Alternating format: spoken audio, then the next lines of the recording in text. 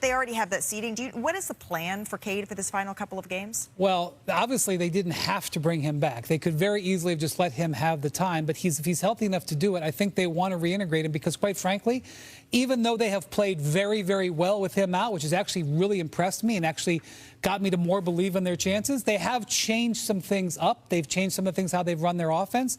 I think they'd like to get back into the flow a little bit because once their season ends, the end of this weekend, they're going to not only wait a week, they're going to wait potentially 4 days to find out who their opponent is. So he might as well use these times to try to get some reintegration. Yeah, chip off some rust. Hopefully he can get a little bit of a rhythm before the layoff for the play-in. Yeah. Now, this is not about chasing awards. He's not going to be eligible for that. Frankly, he got screwed out of that by the 65-game rule. The silver lining, though, of Cade missing that time, as you mentioned, the Pistons played well without him. A major reason is because Dennis Jenkins, a guy who started the season on a two-way, earned a standard deal, really played well as the primary initiator, as their primary creator. And the biggest question about the Pistons all season long is who, other than Cade Cunningham, can create offense. Yep. And we might have gotten some answers during this time that Cade Cunningham, unfortunately, was sidelined. Yeah, and when you look at certainly getting out of the East, that depth is going to be needed. But watching the Oklahoma City Thunder and seeing that the lineup that they started, the garbage time fourth quarter minutes could have gone on to win a play-in game, they're absolutely going to need that talent up and down the roster if, in fact, they are going to be the team that represents the East and comes out of the NBA Finals. A little lower down the standings, though. You hear that? Oh, they're swarming. The Buzz City Killers, they were back in Boston, and last time they were there, they rolled the Celtics by 29 points here. So we all expected a good one, and especially early on, we were not disappointed. And as much as we talk here about what the rookie is able to do, LaMelo Ball, he's found something, Brian. Yeah, not only is he being a shot maker, which has been his whole life, but he's also been a creator for his teammates, and I think that should get more attention. I thought you were going to say a baller, shot caller. He's got 20. You know, I wouldn't say. Jaylen Brown muscling his way inside with the answer there. And then under 4 minutes left in the second quarter here, Con Knipple. First, let's take a look at Jason Tatum there.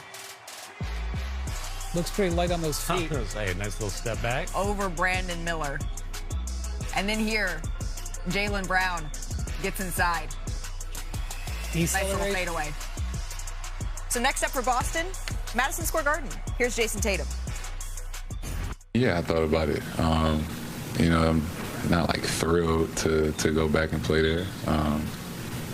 Last time I played there, obviously it was a traumatic, experience for me. Obviously I knew at some point I would have to get over that hurdle and, play there again. So it's going to have to be this Thursday, but it's not like I'm thrilled about it, but it's part of it. I decided to come back and play, so just another game on the schedule. Oof. It's hard for me to even watch the replays of that injury and really the honesty there from Jason Tatum. I can't imagine going back and trying to face that, Brian. I appreciate that because he was in that training room, for example, when he got the news, and he's staring at that same ceiling. I can't relate to being Jason Tatum, but I can relate to being in a spot where something bad's happened, you don't want to go back. I will say this about this happening in New York. While this was a terrible thing that happened, and it was an event that significantly altered his life, the fact that it had happened in New York actually has an incredible finish. And so you want to say, when did he start recovering? He started recovering within 12 hours of having the injury. Because he was already in New York, he was able to literally go down the street to the hospital for special surgery and get the surgeon, Martin O'Malley, who would be the choice surgeon to get this done. He was able to have this surgery within a day, within hours. And when you're having an Achilles repair, I am not an orthopedic surgeon, but I read and am told that it makes a difference with the speed. And the fact that this happened in New York was actually part of the reason why he was able to recover so well. So I don't know. There's maybe, as you said, a silver lining. One thing is that his doctor being down the street helped this situation. There have been 11 months of Jason Tatum jumping hurdles here, right? Starting the second that it happened, there have been physical hurdles, there have been emotional hurdles, there have been psychological hurdles. This is another significant psychological hurdle. The way that he has attacked the 11 months, the way that he has come back. And, this is a guy who, he looks like an all-star already. I have no doubt that he'll leap over this hurdle. I hope this is cathartic for him, and I imagine also getting this out of the way, a return in the regular season as you're preparing for the playoffs, both mentally and physically, knowing that this is a matchup that you could see against New York and the memories that carries. Getting this out of the way now, I hope that that serves as something that is freeing for Jason Tatum, because we're talking about less than a year he is back and playing at this level for a team that in all likelihood is going to be the #2 seed in the Eastern Conference. Ready, and they didn't forget, because on January the 5th, Durant, he hit that go-ahead 3 with just a second left, and he said, "Get out of here," to Phoenix. So he's back in a house he knows very, very well here, Mr. Windhorst. Yeah, this game had a lot going for it, and that move right there was one of the things. Yeah, that nasty. And then some words, maybe, for Dillon Brooks. Yeah, the lip readers thought that Durant was speaking about his career versus Dillon's career. That is what the lip readers, Yeah. those distinguished folks, were saying. This is the next possession, though. Durant. Ooh. Devin Booker, he had something to say about it. There's a lot of conversation happening here. Devin's not afraid to talk to the refs, McMahon. Is loving it. Very next possession here.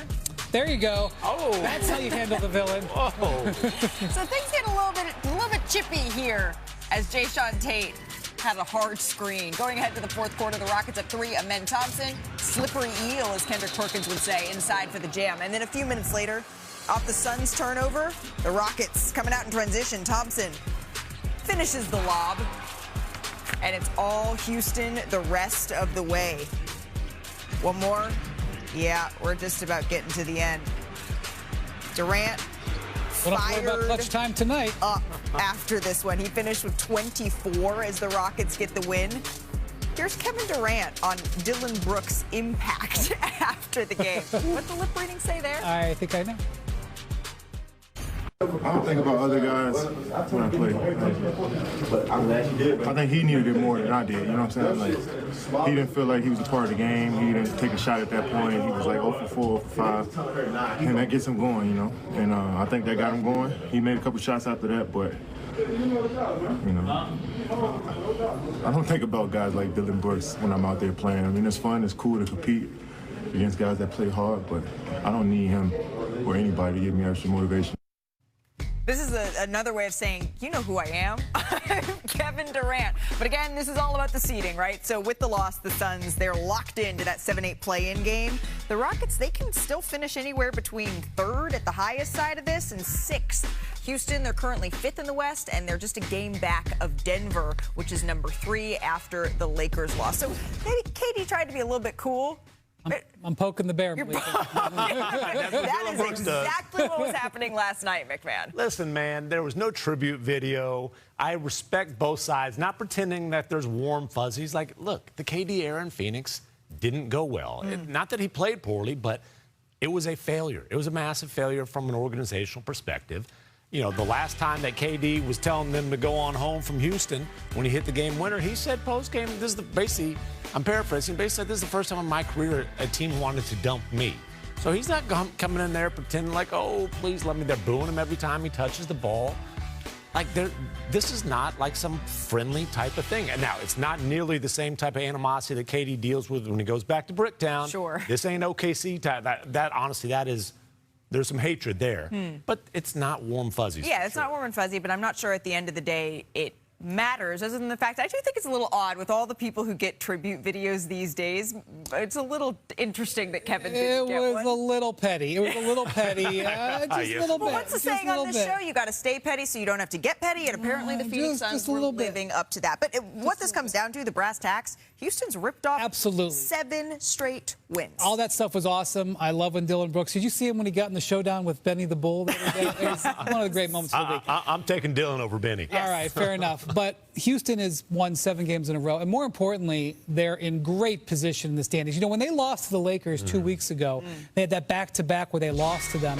They were in terrible shape at that point. Now, not only are they playing really good basketball and really good offensive basketball, which is what their challenge is, look at where they're at. They're now tied with the Lakers in the 4-5.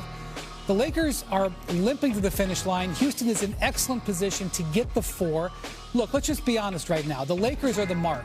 Yep. That's who teams want to play because they're so banged up. The Rockets are in position not only to get the mark in the first round, but to potentially do it with home court advantage and momentum. This is one of the reasons why you say in the NBA there's always time. They have taken all of their opportunity to get on a good spot, and that's where they're at. You cover Houston closely. What are they saying? What have you heard in terms of the way that they are prioritizing the seed that they want to land? Is it just highest possible, or are they playing the matchup game? I don't think they're playing the matchup game. Okay. I think they're just getting as high as possible. It's funny, I covered that baseball series when the Lakers went down there and beat them twice. And there are some people in Houston who might have listened to the Hoop Collective, might have heard us say that the Rockets are the team that these other teams in the West wanted to see. Maybe that was the reality at the time. Things are always fluid in the NBA. Yep. Circumstances have changed.